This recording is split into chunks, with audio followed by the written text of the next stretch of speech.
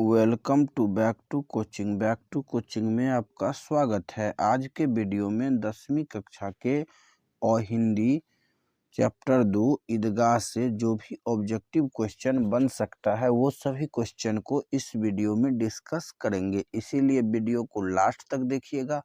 अगर वीडियो पसंद आए तो लाइक और शेयर जरूर करिएगा। अगर अभी तक चैनल को सब्सक्राइब नहीं किए हैं तो सब्सक्राइब कर लीजिए, क्योंकि यहाँ ऐसे ही ज्ञानवर्धक वीडियो लाता रहता हूँ।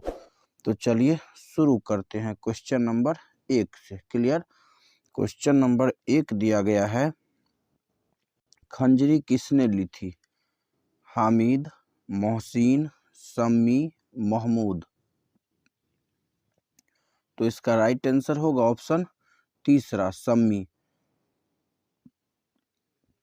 खंजरी किसने ली थी? तो आंसर होगा सम्मी। क्लियर।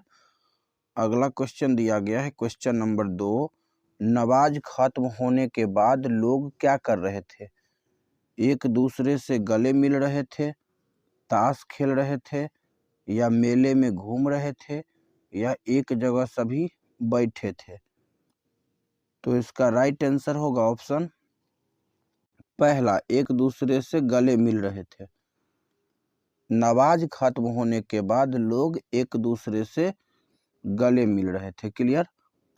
अगला क्वेश्चन दिया गया है, क्वेश्चन नंबर 3, प्रेमचंद्र द्वारा रचित पाठ है सुदामा चरित्र, खेमा, ईदगाह, या फिर ठेस। तो इसका राइट आंसर होगा ऑप्शन तीसरा, ईदगाह। प्रेमचंद्र द्वारा रचित पाठ इसमें कौन सा है? तो ईदगाह है। क्लियर। अगर सुदामा चरित्र का बात करिएगा तो सुदामा चरित्र किसके द्वारा लिखा गया है? नरोत्तम दास के द्वारा। किसके द्वारा? नरोत्तम दास। क्लियर। दूसरा दिया गया है इसमें खेमा। तो खेमा किसके द्वारा लिखा गया है? तो खेमा लिखा गया है पाठ्य पुस्तक विकास समिति के द्वारा। क्लियर। किसके द्वारा? तो ये पाठ्य पुस्तक विकास समिति। क्लियर। ईदगाह हो गया प्रेमचंद्र। उसके बाद ठेस किसके द्वारा लिखा गया है? तो ठेस जो है फणीश्वर नाथ रेणु के द्वारा लिखा गया है। किसके द्वारा? तो फणीश्वर नाथ रेणु के द्वारा। क्लियर। तो याद रहेगा, सुदामा चरित्र के लेखक कौन हो गया? नरोत्तम दास। खेमा पाठ्य पुस्तक विकास समिति, ईदगाह हो गया प्रेमचंद्र, और ठेस हो गया फणीश्वरनाथ रेणु। क्लियर। अगला क्वेश्चन दिया गया है, हामिद ने कितने पैसे का चिमटा खरीदा? क्लियर। 2 पैसे, 3 पैसे, 4 पैसे, या फिर 8 पैसे। तो इसका राइट आंसर होगा ऑप्शन दूसरा, 3 पैसे। हामिद 3 पैसे का चिमटा खरीदा। क्लियर। अगला क्वेश्चन दिया गया है, क्वेश्चन नंबर 5, खिलौने किस चीज के बने थे? लकड़ी के, मिट्टी के, कागज के, या लोहे के। तो इसका राइट आंसर होगा ऑप्शन दूसरा, मिट्टी के। खिलौने किस चीज के बनी थी? तो खिलौने जो है मिट्टी के बने थे। क्लियर। अगला क्वेश्चन दिया गया है, क्वेश्चन नंबर 6, ईदगाह कहानी वंचित बचपन की परिस्थितियों पर किस ढंग से टिप्पणी करती है?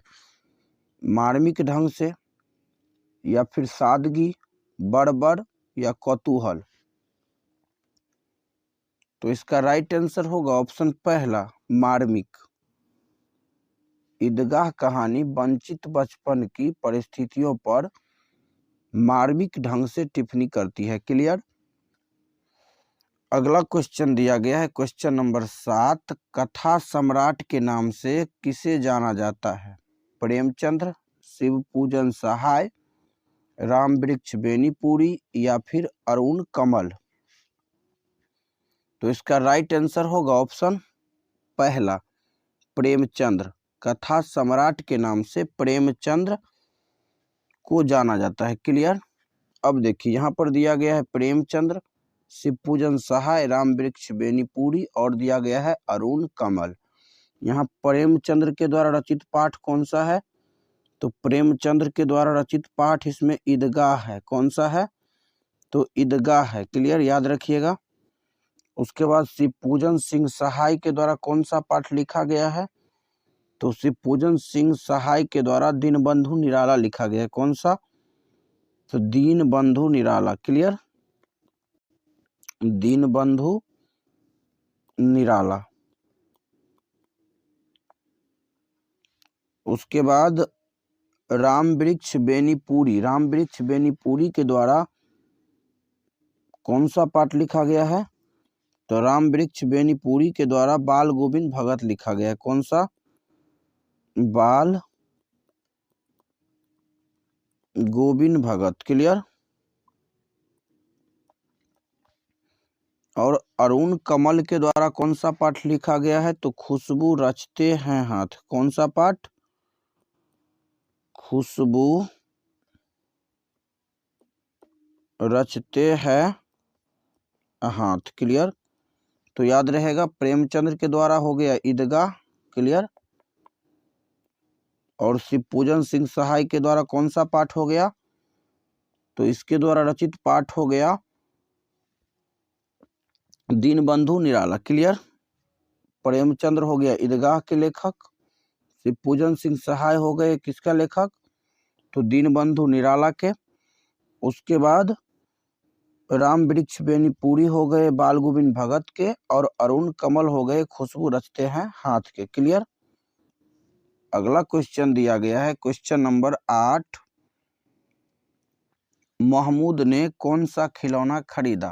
कबूतर, जोकर, सिपाही, शेर। तो इसका राइट आंसर होगा ऑप्शन तीसरा, सिपाही। महमूद ने कौन सा खिलौना खरीदा? तो महमूद जो है सिपाही खरीदा। क्लियर।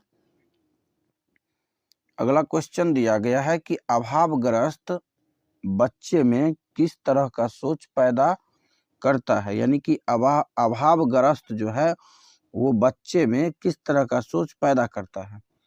वयस्क की तरह, नादान की तरह, बूढ़े की तरह, या इनमें से कोई नहीं। तो इसका राइट आंसर होगा ऑप्शन पहला, वयस्क की तरह। अभावग्रस्त जो है वो बच्चों में जो है वयस्क की तरह सोच पैदा करता है। क्लियर। अगला क्वेश्चन दिया गया है मोहसिन के पास कितने पैसे थे? 10, 15, 8, 3। तो इसका राइट आंसर होगा ऑप्शन दूसरा, 15। मोहसिन के पास कितने पैसे थे? 15। क्लियर। 3 पैसे किसके पास थे?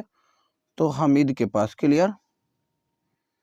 अगला क्वेश्चन दिया गया है कि कैसा जीवन बालक मन को वयस्क की तरह सोचने के लिए मजबूर कर देता है?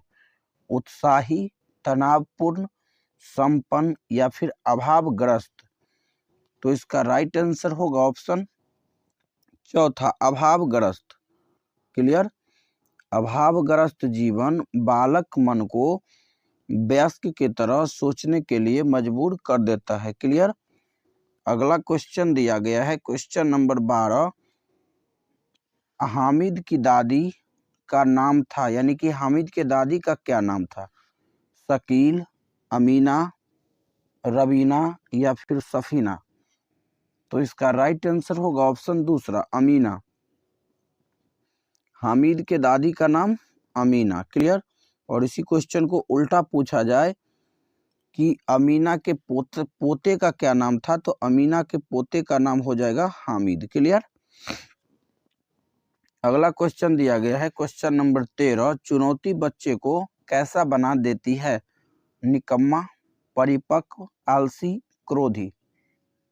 तो इसका राइट आंसर होगा ऑप्शन दूसरा, परिपक्व। चुनौती बच्चे को परिपक्व बना देती है। क्लियर।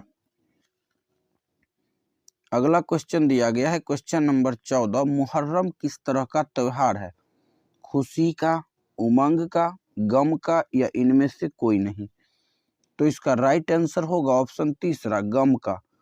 मुहर्रम जो है वो गम का त्योहार है। क्लियर। अगला क्वेश्चन दिया गया है क्वेश्चन नंबर 15। ईदगाह कहानी आधारित है बाल मनोविज्ञान पर, नैतिक शिक्षा पर, आर्थिक जगत पर या फिर किसी पर नहीं। तो इसका राइट आंसर होगा ऑप्शन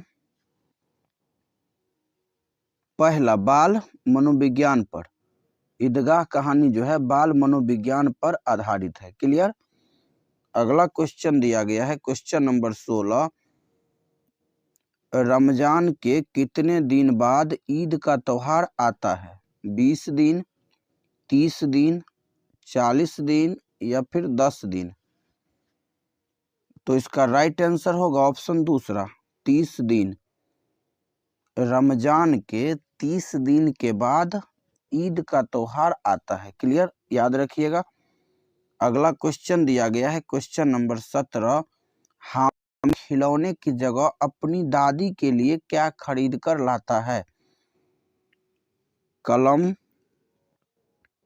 कड़ाही, कंघी, चिमटा। तो इसका राइट आंसर होगा ऑप्शन चौथा, चिमटा। हामिद जो है मेले से खिलौने की जगह यानी खिलौना नहीं खरीद करके अपने दादी के लिए क्या लाता है खरीद करके? चिमटा। क्लियर। अगला क्वेश्चन दिया गया है क्वेश्चन नंबर 18। अमीना अपनी कोठरी में बैठकर क्या कर रही थी? रो रही थी, हंस रही थी, गा रही थी या फिर सो रही थी। तो इसका राइट आंसर होगा ऑप्शन पहला, रो रही थी। अमीना अपनी कोठरी में बैठकर रो रही थी। क्लियर। अगला क्वेश्चन दिया गया है क्वेश्चन नंबर 19 कि मेले में हामिद ने क्या खरीदा? खिलौना, चिमटा, कुल्हाड़ी या केला।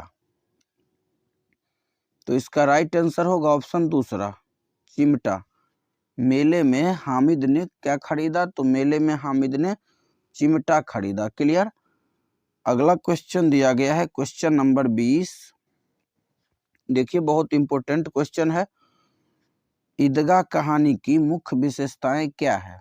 अभाव एवं चुनौतियां बच्चे को परिपक्व बनाती है या कहानी में सरल शब्दों का चयन किया गया है?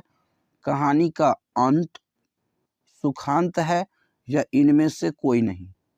तो इसका राइट आंसर होगा ऑप्शन पहला। ईदगाह कहानी में अभाव एवं चुनौतियां बच्चे को परिपक्व बना देती है, ये विशेषता को दर्शाया गया है। क्लियर। अगला क्वेश्चन दिया गया है क्वेश्चन नंबर 21। महमूद के पास कितने पैसे हैं? 10, 5, 12, 20। तो इसका राइट आंसर होगा ऑप्शन तीसरा, 12।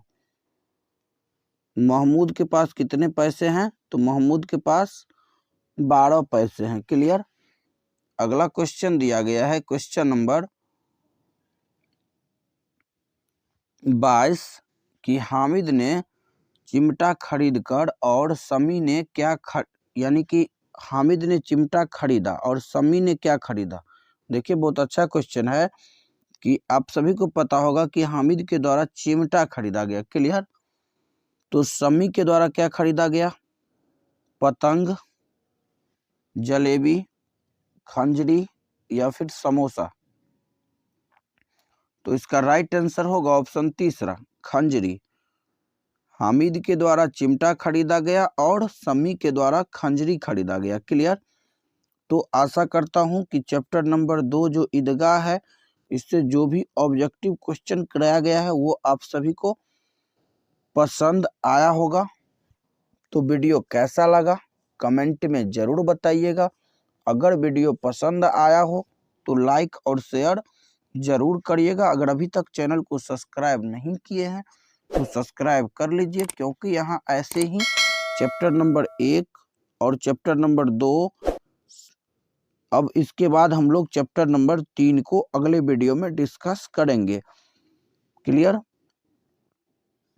तो मिलते हैं अगले वीडियो में, तब तक के लिए जय हिंद, जय भारत।